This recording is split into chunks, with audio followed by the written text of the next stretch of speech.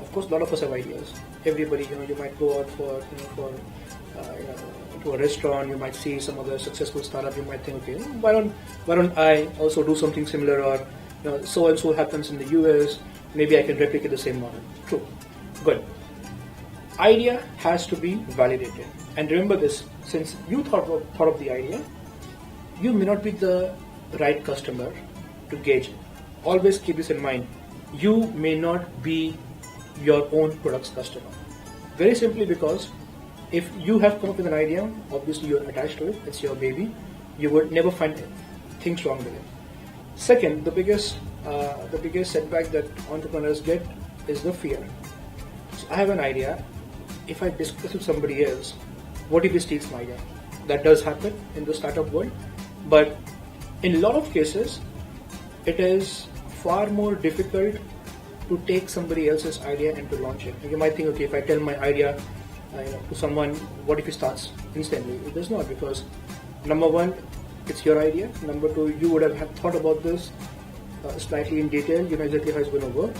And not everybody can simply pick up an idea and know how to execute this. So whenever you have an idea, speak to your friends, speak to your family members, those who will give you unbiased advice and feedback. Speak to them. See if they also feel that there is a gap that you are trying to fulfill. It could be a service, right? For example, I'll give you a very practical example. In one of the emerging markets, in the smaller cities, they wanted to start online grocery delivery. Like in Bangladesh, you have Chaldan, right?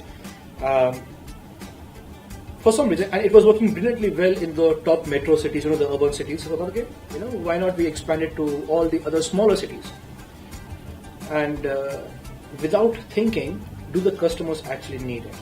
And they launched it, and there were multiple companies which launched it, and all of them failed miserably, and they actually shut down the business in those cities. Now, why did that happen?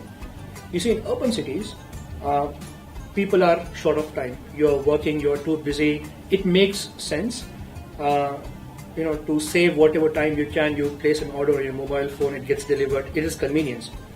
In the smaller cities where there is less work, these occasional weekend visits to the shopping malls to buy groceries is actually a form of entertainment. Because ladies, your mothers, the old aunties, they all go together and they shop. So for them, the convenience factor does not outweigh the part that at this time all these ladies get to talk, to gossip, to interact with each other.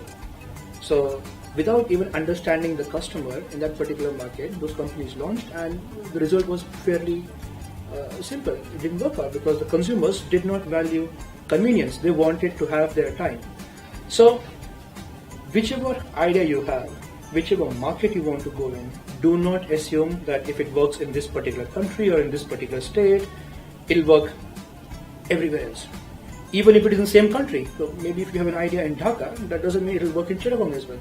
If you want to expand it into Chittagong, then you would have to go and speak to consumers. If you have friends, you have relatives, do an anonymous survey. You don't even have to give out your idea. Just go and ask people simply that, would you want to have a service where you can place an order on the mobile phone and the food gets delivered, or groceries get delivered, or movie tickets get delivered to your house.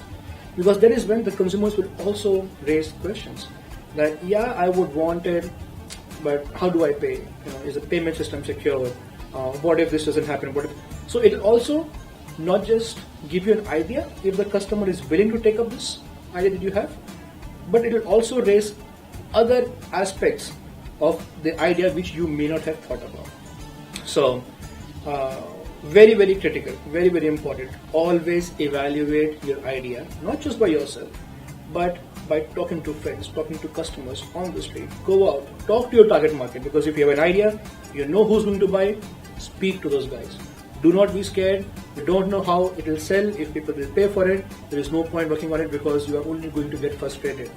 So you have an idea, you have a business model, you need to understand how much will the customer pay. Once you have that, it's about running a business. Running a business, one simple line, it is not a marathon. it's a marathon, it's not a 100-meter race.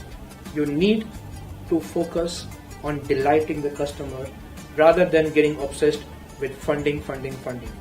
You do it right, your customers love you, investors will come looking for you, and you will have a successful startup, which in a few years' time, you never know, becomes a $1 billion unicorn startup. So all the best to you, and let's connect again sometime soon. Thank you.